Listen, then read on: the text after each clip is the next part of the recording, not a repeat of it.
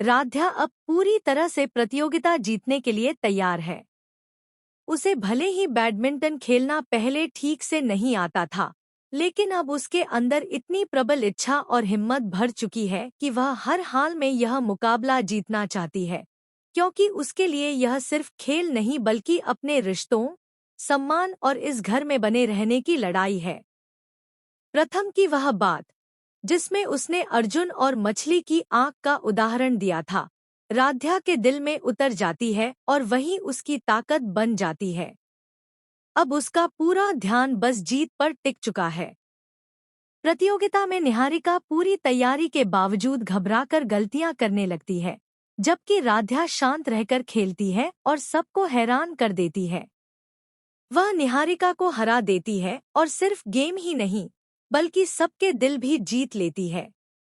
निहारिका की सबके सामने बेइज्जती होती है और दादी व निहारिका की साजिश पूरी तरह फ्लॉप हो जाती है। राध्या को घर से निकालने का पूरा प्लान खत्म हो जाता है और अब उसका इस घर में रहना लगभग पक्का हो जाता है। दूसरी तरफ प्रथम और राध्या के बीच रिश्ता तेजी से करीब आता दिख रहा है। प्रथम उसकी जीत से इतना खुश होता है कि उसे बाहर ले जाने की सोचता है और उनके बीच रोमांटिक और प्यारे पल बनने लगते हैं।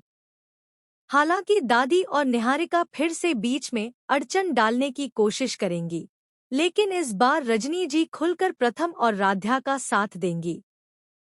उधर पूजा वाला पल भी कहानी का बड़ा मोड़ बन चुका है, जहां निहारिका डरकर पीछे हट गई और राध्या ने बिना डरे पूजा संभाल ली।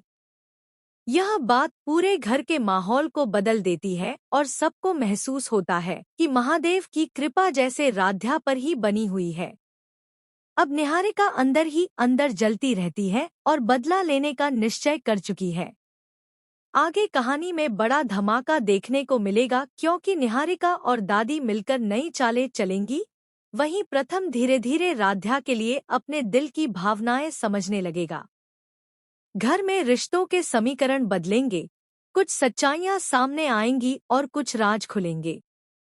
अब सवाल यही है कि क्या राध्या अपनी सच्चाई और मेहनत से सबको मात देती रहेगी या निहारिका की नई साजिश कोई बड़ा तूफान खड़ा कर देगी।